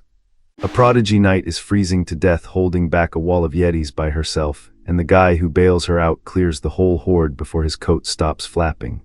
So today we're doing a power read, ranking every feat in this frozen little massacre by what tier it actually implies. First, the conditions, because they're the real opponent. Blizzard, below freezing, and the course's own rule. Even a little movement drains your stamina. This isn't a fight, it's a slow bleed with teeth. Rihanna Tiran runs the math and doesn't like the answer. She can endure it, her people can't, not against these numbers. So she plants herself in front of everyone. I'll hold them off, get out of here. Full noble knight last stand, right on schedule. One of her knights won't move, so she snaps, "Are you refusing an order?" And he folds on the spot. Detail nobody's saying out loud, even her own people have to be ordered to leave her behind. Then the quiet part, she accepts she might die here and she's genuinely fine with it, as long as the people who follow the Tiran name walk out alive. That's the entire Tiran brand in one panel. Loyalty runs both directions. Hold on to that, because it cashes in within about 30 seconds. On tier alone, Rihanna's the real deal. Holding a Yeti swarm solo in stamina drain weather is high night work. Her ceiling was never the problem. The math was just rigged against her from the start. And keep the Zimon's cute little Yeti trap in mind, the one they lured onto this course instead of fighting fair. Because a Yeti mid-lunge suddenly freezes, terrified, and stammers out, that person, Zeke Draker. When the monsters are more scared of the new guy than you are, congrats, that's your power ranking. No calculator required. Zeke doesn't monologue, he just deletes them. The exact horde that had a prodigy on the ropes, one pass, a strangled K-Keeg, silence. Then the flex nobody ordered. The Tiran family never forgets a favor, right? He didn't rescue her, he opened a line of credit. What do you want? Nothing much, it's not a difficult condition. The single scariest sentence in this genre, every single time. And the terrifying condition is let him tag along and get to the finish fast. Anticlimactic on purpose. He's not here to collect a debt, he's here for the standings. 30 contestants have passed, the clock's almost out. Cut to the Zimons patting themselves on the back. Using the Yetis to stop Rihanna was definitely the right call. Yeah, told you to hold that thought. Please wait a moment, what is this? How did those guys even get here? Zeke and Rihanna's whole group strolls in, we've arrived as well. The trap didn't just fail, it hand-delivered him to the finish line early. First round done, rest up, second match is tomorrow. Then the actual boss of the chapter walks up, Helen Draker. Impressive to break through all of Seaman's interference. When she compliments you, that's not friendly, that's an appraisal. She waves the entire tournament off as a childish game. She cares about exactly one name, only Zeke Draker. I want to test your limits and abilities. Do not disappoint me. She's not scouting a contestant. She's appointing herself his final exam. And here's the payoff to last chapter's whole mission. Remember, Zeke was quietly mapping which faction Helen actually backs. Answers in, sister collies. The Iron Knight didn't enter this thing to win it, she entered to grade him. Meanwhile, Rihanna Tiran's back on her feet, and now she owes him. Zeke Draker, I owe you my life, so what do you want? Her actual ask, run round 2 as a team, since the Seaman's crew is obviously cooking something again. Zeke shrugs it off, fine, it's the logical choice. This man collects allies like their achievements. As a thank you, she hands over the intel she barely managed to get. She knows what round 2 is. And she clocks it instantly. Zeke, the regressor who supposedly knows everything, genuinely didn't. That never happens. So after the Death Mountain, the political purge, and a Yeti horde, the second round of this elite martial tournament is wrestling, my call. The guy carrying a legendary sword and full dragon skills is about to win the whole bracket with a headlock, and I kind of need to see it. Tell me I'm wrong in the comments. This kid wins a wrestling tournament without wrestling a single person. He just has his banker bribe the entire enemy team into throwing themselves off a tightrope. This is a prediction episode, so let's read the tea leaves, because Chapter 90 quietly tells you exactly how the rest of this tournament ends. Round 2's event is tightrope wrestling. You fight, you balance, you shove people off a rope. Simple. Except Zeke's crew immediately clocks the one detail that matters. It wasn't a neutral pick. The problem isn't the event, the problem is who chose it, the Simmons family. Same people who lured Yetis into a blizzard last round instead of, fighting. Tightrope wrestling is specifically hard to pull tricks on, so of course the trick-rigging family picked it. Zeke rolls up to Catherine Graham like he's got breaking news. He figured out the second round. And she goes, "Oh thanks, but Rihanna Draker already told us." Devastating. Nothing humbles a regressor like being scooped by the new ally. Which, prediction-wise, is a flag. Zeke used to know everything before it happened. 2 chapters running now, he's getting out-informed. Hold on to that, the regressor's cheat sheet is expiring, and this arc is building to the moment his memory runs out completely. But he's got something new. This round is a team competition, not a 1v1. A whole rope full of people, and the more allies you've got standing, the better your odds. And here's the read the recap channels we'll skip. A one-on-one match would be almost impossible to rig against Zeke. Dude drew with the league champion. So the Simmons quietly swapped it to a team event. Numbers. They think they can drown him in bodies. Zeke's response to being outnumbered is the calmest "don't worry" you've ever seen. A plan. Obviously there's a plan. There's always a plan. And then the thesis of the whole Graham alliance said out loud, families exist to support you in times like these. Remember, he cured Angelina Graham's incurable curse. This is the invoice coming due, and it does not come due in swords. Quick rules dump, fall off the tightrope, you're out instantly. But while you're up there, do literally whatever you want. No technique restrictions, free for all in the sky. Oh, and one more stinger. Whoever gets eliminated here has to do a full year of isolated training. So the poor kid on Zeke's team immediately goes, "Master, I'll just abstain right now." Relatable. Respect the self-awareness. Match starts, and now meet the Simmons' pride and joy, some guy who's been riding this exact tightrope since he was 5 years old. Their secret family training tool. He's monologuing about how it's a shame to reveal it. You know the rule of 3, reincarnated prodigy, expect a status window and a glowing aura. Trained Sins 5 specialist, expect a real fight. What actually happens is neither, and it is so much funnier. He yells, "Drop those bastards," and his own men, the Simmons' own hand-picked team, just fall, all of them, off the rope, voluntarily, eyeing all the way down like it's a group activity. The specialist is standing there like, why are they all falling? Buddy, your own team, somebody check the group chat. And there it is, Catherine Graham bought them off. Every single Simmons plant paid to take the dive. The Iron Knight watching just goes, impressive as expected. I knew she was rich, but buying off the whole enemy team, that's the flex. This is the payoff I flagged earlier. Curing Angelina wasn't a nice guy detour 20 chapters ago. It was Zeke pre-buying an economy. When the Simmons brought muscle, he brought a checkbook, and the checkbook won before the whistle. With the plants gone, the actual match begins, and here's where Rihanna Tirun gets to work. Charge technique, clean execution, knocking real opponents off the wire. She's paying back the Yeti rescue in full. Zeke's read on her did well, 2 words. From this guy, that's basically a knighthood. Now then, Zeke turns to whoever's left with the energy of a man ordering off a menu. How about something knight-like? Use your dregs, he's not even sweating. This was never a match to him. It was a formality with extra steps. Come at me, actually, I'll go first. And just as he says it, someone steps onto the rope who was very much not on the guest list. Helen Draker, the Iron Knight, the one who appointed herself Zeke's personal test last chapter. She's here, and Zeke's own team is confused. She's not on our side, so what is she doing? Someone actually asks it, are you taking the Simmons side? And that's the misdirect. She's not. She doesn't care about the Simmons, the tournament, or who wins the year of isolation.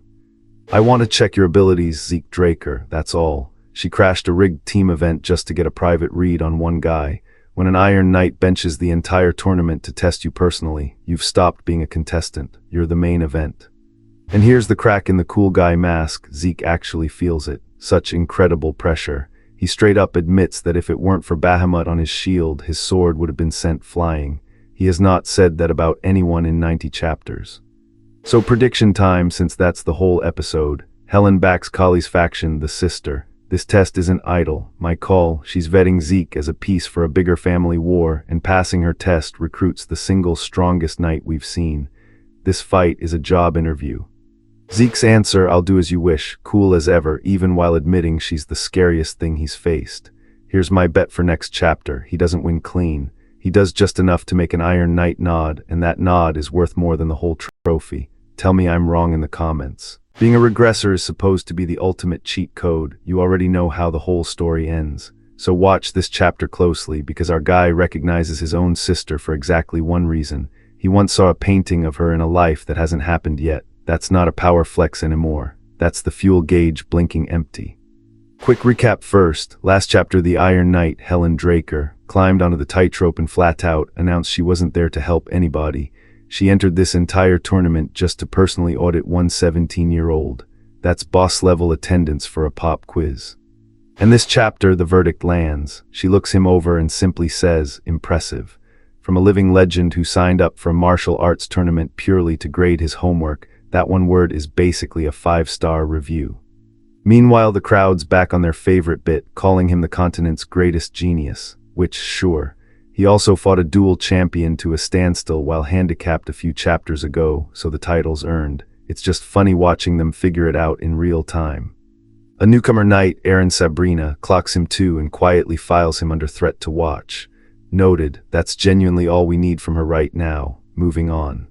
So Zeke decides to, and I quote himself, take this a little more seriously, and closes the whole thing out with dragon-slaying arts. Time over, round complete. Even his okay fine, I'll try setting ends careers. The organizers call it rounds done, and we're officially getting to the pointy end of this bracket. Fewer people left, higher stakes, and the cameras are about to turn on. Then comes the beat this whole episode hinges on. A sibling stops him, we're still family, I should at least know your face, and Zeke admits quietly that normally he wouldn't have recognized her at all. Except he did, because he saw her portrait in his last life. And that's the whole arc in one panel. 2 chapters back, his future knowledge got outscooped twice by an ally who just had better fresh intel. The cheat that used to run the entire show is now down to I vaguely remember a painting. We are watching an all-knowing regressor slowly become a regular guessing guy. New round, new gimmick. Round 3 goes full tournament bracket, straight one-on-one matches, and the reasoning is gloriously cynical. The public starts watching now, so more fights means better publicity. It's pay-per-view with extra steps. And everyone just agrees the trophy is basically already his, because nobody alive beats him one-on-one, which, in any other manhwa, is exactly where the chapter would roll credits. Cue the confetti. Except one significant rule. Aura is forbidden. No mana, no techniques, none of the glowing sword nonsense, pure physical strength alone. They looked at the single strongest person in the building and said, cool, now do all of that, but with the Wi-Fi off. This is the trope flip, by the way. The genre says the overpowered hero just steamrolls the final round. Instead, they legislate his power away. But here's the callback nobody's making. He already did this. Chapter 82, borrowed armor, forbidden from his real skill, and he drew against the champion anyway. Handicaps are his native language. So while everyone else panics at the rule, Zeke just shrugs.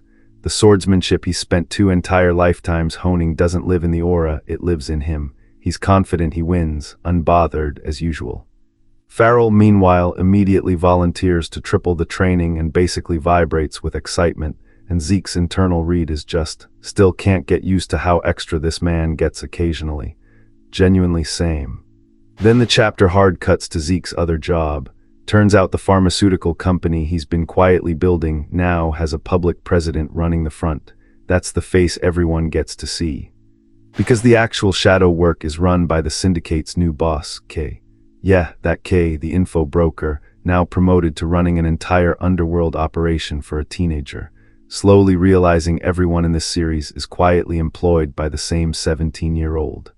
K called an emergency meeting, and when Zeke asks whether it's cartel trouble or just paperwork, K drops the line, "You are the problem."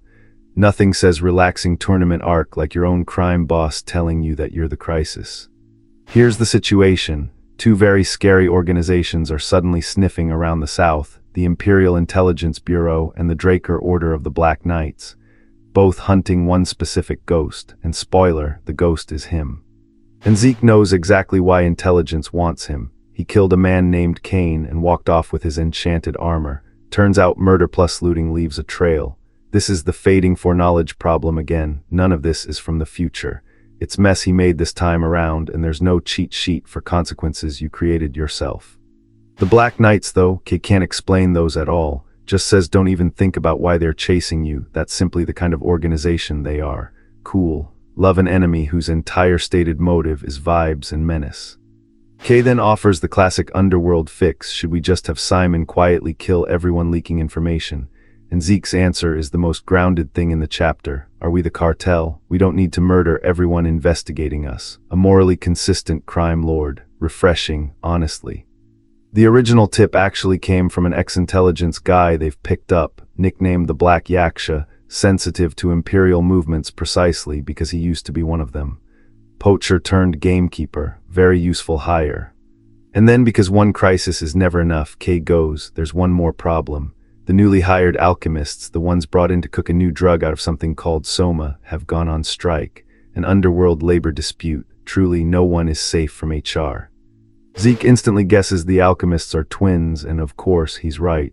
The genius twin alchemists, Al and Jeff, which means somewhere in a past life he already crossed paths with these two, and the fading cheat coughs up just enough to place them.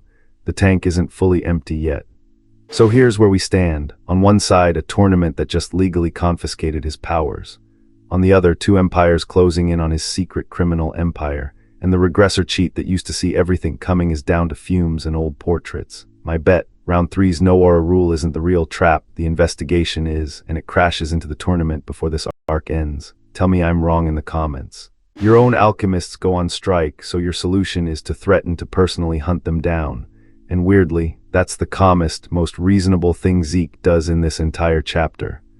Quick flashback to set it up.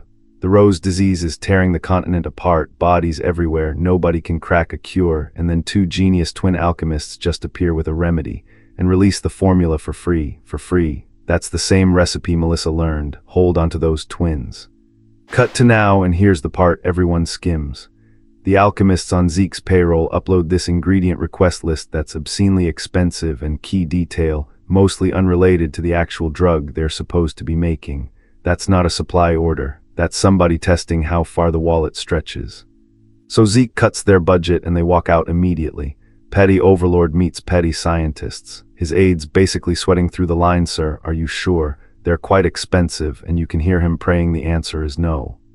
The answer is not no. Zeke says give them everything, all of it, but they must finish the new drug. The one built from soma. Write that word down because it's the same soma thread Kay flagged last chapter, and it is quietly turning into the actual plot. And then the topper, if they still can't deliver a proper result, he'll go find them himself. Said completely flat, like he's picking a restaurant. That is not a picking a restaurant voice. The aids, you understood, comes out faster than any word in 92 chapters. Man aged 4 years in one panel. Okay, tournament time, round 3, and it's down to 8 knights in a clean dual bracket. No rigged mountain climb, no bribed tightrope, no yetis, for once just fights, which for this tournament is basically a miracle. First match, Felix Balancha versus Morton Heroes, and the stakes are unhinged. Lose and you're shipped off to isolated training. That's not a consolation bracket, that's a punishment. Losing here comes with a sentence. Now who's Felix? Nobody's heard of him. Turns out he's a Zimmons family vassal, because of course the Zimmons snuck another one in, and the whole crowd's asking how a total unknown fought his way into the quarterfinals. Then he answers the question himself. Morton swings and Felix slips the whole attack without taking a single step, doesn't move his feet, and his opponent's big compliment is a very generous so you're not a complete dud. One exchange later, Morton's launched clean out of the stadium, literally gone, and Felix takes it with the emotional range of sweet, no isolated training for me. A man of focus, terrifying focus, but focus. Next up, Rihanna Draker steps in against Liam. And remember, way back at recruitment, Zeke literally handed Liam one homework assignment, beat Rihanna. So this isn't a random draw, this is the pop quiz. The rule this round, pure physical strength, 0 aura. Liam's built for it, long reach, freakishly flexible, throws attacks from angles that shouldn't exist. And Rihanna counters with the elasticity of her entire body. On paper it's a genuine coin flip. From the stands it looks 50-50. but Zeke can already see the thing nobody else can, Rienne's applied arts quietly clicking into place while the crowd thinks they're watching an even match. He's watching a result, hold that thought. And he's right, Rihanna takes it. The lightning knight they're calling her, and the crowd settles on a genius is still a genius. Liam gave her a real fight, he just walked straight into a cheat code with a name. Which raises the uncomfortable question, Liam lost, so does he get shipped to isolated training now? The chapter dangles that over the poor kid and just moves on, cold. And then the one we've been circling all arc finally lands on the board, Zeke Draker versus Owen Zimmons. Owen swaggers up with full we finally meet energy, vowing to prove that brutish strength means nothing in front of him. Big words, big, doomed words from a guy who is about to be folded in half. Then Zeke drops it, this entire round band's aura pure strength only, so why is Owen secretly carrying a magic spear? Called it, the Zimmons cheat, that is the one unbreakable law of this whole tournament, and Zeke just read it off the page. Owen stammered how did you know basically confirms the cheat out loud. My guy, you snuck a rigged weapon into a note-cheating round and got clocked in about 3 seconds. Stealth was never your stat.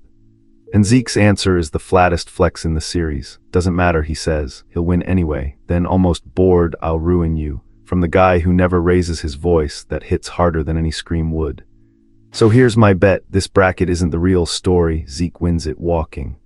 The Soma drug and those strike-happy alchemists are where the next disaster is actually cooking, and I think those free cure twins from the intro tie right into it. Told you to remember them. Tell me I'm wrong in the comments.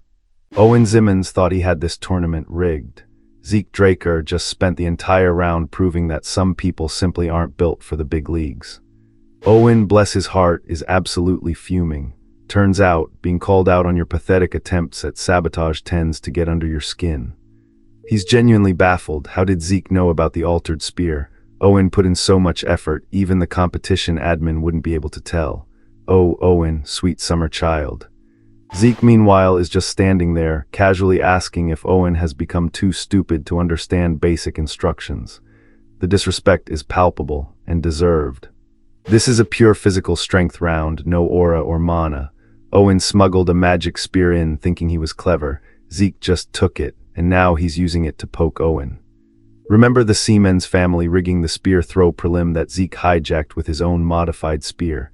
The Zimmons, Owen's family, then rigged the survival running and the tightrope wrestling. Clearly, subtlety isn't their strong suit, or competence apparently. Zeke is just effortlessly dismantling Owen, who looks like he's trying to fight a ghost. This isn't even a fight, it's a public service announcement on why you don't mess with the protagonist. The level of control Zeke has is just absurd. He's not just winning, he's demonstrating exactly how little Owen's tricks matter when you're facing someone on an entirely different tier. This entire sequence is less about a martial arts tournament and more about Zeke exposing the entire Zimmons rigging operation, one pathetic move at a time. It's a masterclass in I told you so. Owen is down, completely defeated. Zeke just stands there, spear in hand, the picture of unbothered victory. What a perfect day indeed, for Zeke anyway. He then proceeds to call Owen a pathetic bastard and tells him the price for trying to play tricks should be more reasonable. Because, you know, being utterly humiliated isn't enough. He needs the verbal beatdown too. Zeke's final verdict on Owen's pathetic tricks is that they were pointless if he couldn't even stand his ground. It's a brutal, but entirely accurate, assessment. Now on to the next matchups. Liam unfortunately lost his round, but Zeke's concern seems to be elsewhere, specifically with Liam's next opponent, Aaron Sabrina. Liam, ever the warrior, asks how he's supposed to fight and beat someone who almost went even with Zeke himself, which is a fair question, considering Aaron Sabrina topped the leaderboard by skewering 8 people at once. Zeke's advice, just fight, what's with all the worries, and then he tells Liam to go all out or he's not training. But Liam, ever observant, points out Zeke didn't put him in isolated training when he lost. Zeke just brushes it off, heading to the semis. The man has places to be, people to intimidate. Liam's feelings about being the less favored apprentice are clearly not a priority. Meanwhile, the crowd is hyped for Rihanna Draker's match. She's facing off against someone, and the tension is palpable. This is the first time Zeke and Rihanna have seen each other fight like this since the Cradle evaluation, which, for Rihanna, was clearly a formative experience. Rihanna has been waiting for this day to fight Zeke again. She's clearly driven by their past encounters, and honestly, she's probably one of the few who could actually push him. An observer notes that Rihanna's competitiveness has been incredible ever since the cradle evaluation. Seeing her now, in person, fighting like this, it's clear why she's known as the incarnation of competitiveness. For a top talent of the next generation of Drakers, losing to Zeke must have been the greatest embarrassment. It fueled her. That's a serious power-up right there. However, the problem, as the observer dryly notes, is that her opponent is an even further level genius. This is where the power scaling gets interesting. Zeke, watching Rihanna, admits her works are simply touching. He can tell how much she's worked. It's a rare compliment from him, which means it actually means something. But then we get a glimpse into Zeke's head. But I've been playing all this time. This man is a regressor. While Rihanna was grinding, he was just existing with cheat codes. Zeke gives Rihanna a final good work. Rihanna was a great fight. It's a genuine acknowledgement of her effort, even if he wasn't really trying. The gap remains, but the respect is there. As their match concludes, it seems the situation in the other stadium is also done. We don't see who won, but the crowd's reaction implies it was significant. That's it for this round. Zeke is moving on, Rihanna showed incredible growth, and Owen Zimmons learned a valuable, humiliating lesson. Bet the next round is where things really start to heat up, especially with Aaron Sabrina in the mix. Tell me I'm wrong in the comments.